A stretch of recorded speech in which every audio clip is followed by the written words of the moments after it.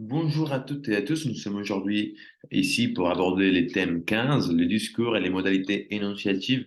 Ce thème vous renvoie au thème numéro 3, dans le thème où l'on abordait les théories actuelles et leur rapport à la connaissance du concept de la communication, puisque c'était dans ce thème-là, dans le thème 3, euh, que l'on faisait appel à ces courants énonciatifs proposé par Benveniste, par Émile Benveniste en 1966. Donc, comme toujours, nous allons voir les sommaires, une introduction, un peu d'histoire. Et chaque fois qu'on va mettre un peu d'histoire, c'est pour aller un peu en arrière, pour mettre le contexte où cela, où ce courant est apparu. Donc, Chomsky et Saussure. Les courants énonciatifs, donc on va voir si on va étudier s'il s'agit d'une catégorie formelle ou conceptuelle et pourquoi les actes locutifs, à ne pas confondre avec les actes locutoires de Hosting et Searle, d'accord, c'est une autre chose. Et finalement, les modalités énonciatives avec leur configuration linguistique et le classement des modalités.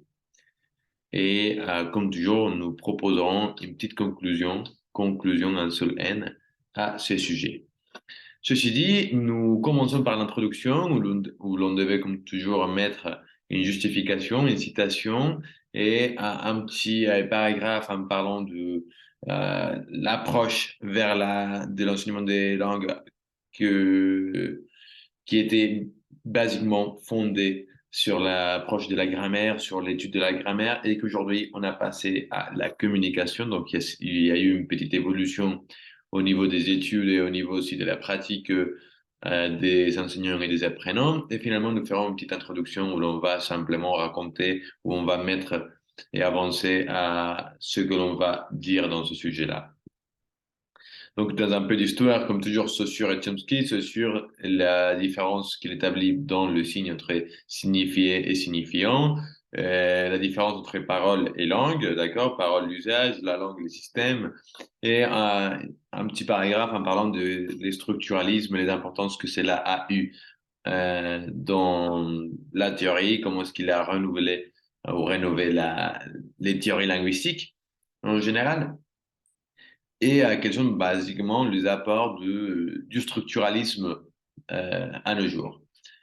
Et de l'autre côté, Chomsky, on va parler de la grammaire universelle, grammaire générative que l'on a de ce tel dispositif d'acquisition du langage que l'on a tout le monde dans le cerveau et qui sert à décodifier, si vous voulez, ou à décoder les langues et leur syntaxe. Ce sont les règles intimes des langues. Et donc, on va aussi parler de la différence entre compétence, capacité à comprendre et performance, capacité à produire, d'accord, à transformer la langue en énoncé. Pardon, le discours à l'écoute énonciatif, c'est le prochain point où l'on va parler, comme j'ai déjà avancé avant, d'Émile Benveniste, qui établit ou qui définit le processus de l'énonciation comme un processus à partir duquel le locuteur s'approprie de la langue pour la transformer en discours. Donc, c'est vraiment un lien avec la, la performance de Chomsky. Et pour ce faire, il a deux mécanismes. Et sont les indiciels et les modalités que l'on va étudier dans le courant énonciatif. Les indiciels, ce sont les mots, si vous voulez, ou les symptômes qui nous renvoient à la situation de communication, comme je, ici, maintenant, ok? Donc, en parlant de locuteur, si vous voulez, ou des référents qui renvoient à la situation de communication elle-même, ces indiciels, on ne peut pas les connaître si on n'est pas dans la même situation de communication ou si ceux indiciels ne sont pas explicités. C'est le cas, par exemple, quand on voit un message écrit, soit on connaît la situation de communication, soit il faut s'anticiper et expliciter de quoi est-ce qu'on parle quand je dis ici. Par rapport aux modalités, ce sont les sentiments ou les opinions que le locuteur exprime dans ses propos. C'est-à-dire que c'est là où on va dire, qu'il met le plus de soi dans ces modalités-là. Et on va étudier alors dans le discours et dans le courant énonciatif si ces courants énonciatifs ou si ces modalités plus précisément font partie d'une catégorie formelle ou d'une catégorie conceptuelle. Et on a quatre caractéristiques qui vont nous dire si c'est l'un ou l'autre. D'abord, il y a un caractère polysémique. Ça veut dire qu'un même mot a plusieurs significations. D'accord? Donc, le même mot renvoie à différentes choses. Par exemple, c'est le cas de canard. Un canard, ça peut être soit un petit animal ou un journal. Donc, on ne pourrait pas dire que c'est comme ça. C'est un trait, si vous voulez, qui nous éloigne un peu de la catégorie formelle. Puis, on a aussi les syncrétismes. Ça veut dire qu'il y a plusieurs mots pour une même signification. D'accord? C'est le contraire. Donc, on pourrait dire garçon, gamin, gosse, etc. Et tout renvoie à la même chose. Euh, Pardon, ça, c'était plutôt la polymorphie. Donc, euh, les syncrétismes, c'est-à-dire qu'une même marque peut présenter plusieurs intentions. D'accord? Et là, la polymorphie, qui est même intention ou a même signifié, peut être exprimée par des différents mots, ok, par des différentes marques. Syncrétisme, c'est avoir, ça a à voir avec les intentions. D'accord? Donc, une même marque peut présenter différentes intentions dans un même contexte. OK? Et puis aussi l'absence des marques, parce que parfois, ça renvoie directement au non-verbal.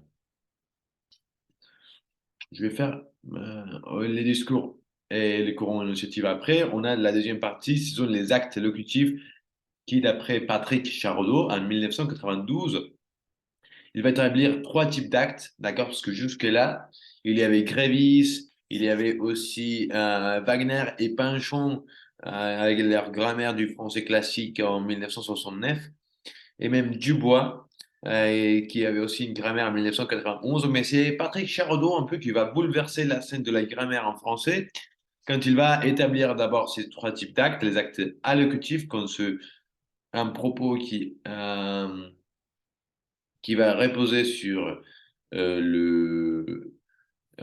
l'interlocuteur, les élocutifs quand l'acte repose sur lui-même, et finalement les actes délocutifs quand les propos ne portent ni sur l'un ni sur l'autre, mais ce sont plutôt, si vous voulez, des formes impersonnelles. D'accord? Donc, je répète, acte locutif ou allocutif euh, implique l'interlocuteur, acte élocutif, c'est comme l'ego, d'accord? Donc lui-même et moi, je m'implique dans mon acte, et l'acte délocutif, c'est ni l'un ni l'autre, ok? Donc ceci dit, nous passons aux modalités énonciatives. Nous avons déjà vu aussi dans le thème 3 qu'il y avait ou qu'il pouvait y avoir une configuration linguistique explicite quand on le dit précisément. Heureusement qu'elle est venue. Ben alors, je dis heureusement. Ce heureusement, c'est une marque explicite qui m'implique à moi-même, qui dit ou qui parle de mon opinion, de mon émotion, de mes sentiments par rapport au fait que tu sois venu. Mais de l'autre côté, il y a aussi des marques implicites comme un sourire ou les tons, d'accord, etc. Donc, même la connaissance ou les informations partagées que l'on a, si vous savez, si je vous aime bien, bah, même si je dis, t'es venu, on sait bien que je t'aime bien, donc on va savoir que je suis heureux que tu sois venu. Finalement, les classements des modalités, on en a parlé déjà des allocutives, élocutives, délocutives, donc c'est la même chose pour les modalités. Dans les allocutives, on a l'interpellation. C'est peut-être par la connaissance. Je vous appelle par votre nom ou par votre prénom, un titre professionnel comme Monsieur le directeur, Monsieur le président, ou d'affection comme ma puce, mon chéri, mon petit cœur. OK? Ou aussi idiot, espèce de mytho, imbécile, débile, etc. Donc tout ça, ce sont des façons d'appeler aussi quelqu'un d'autre, d'interpeller. On a aussi l'injonction, on va dire, si vous voulez, c'est plutôt comme l'obligation quand on va dire je t'ordonne de, je t'exige de. Là, je marque un fait que j'aimerais que mon interlocuteur fasse ou accomplisse. Après l'autorisation, je vous permets je vous autorise à la suggestion, si j'étais vous, je ferais ça, si à ta place, je te conseille, vous devriez, d'accord? Ou l'interrogation, quand on fait des demandes et l'on appelle à l'interlocuteur à répondre, d'accord? Donc, avez-vous besoin d'aide? Vous parlez français? Est-ce que tu parles français? Parlez-vous français? Où vas-tu? D'accord? Qu'est-ce que tu fais? Donc, tous les types de questions. J'aimerais même savoir si tu vas venir, ça, même si c'est pas une question, on va dire, directe, parce que c'est repris dans le style ou dans les discours apportés, ça reste quand même une interrogation. Ok. Dans les modalités élocutives, c'est donc moi-même, le locuteur, qui s'y implique. On peut faire des constats.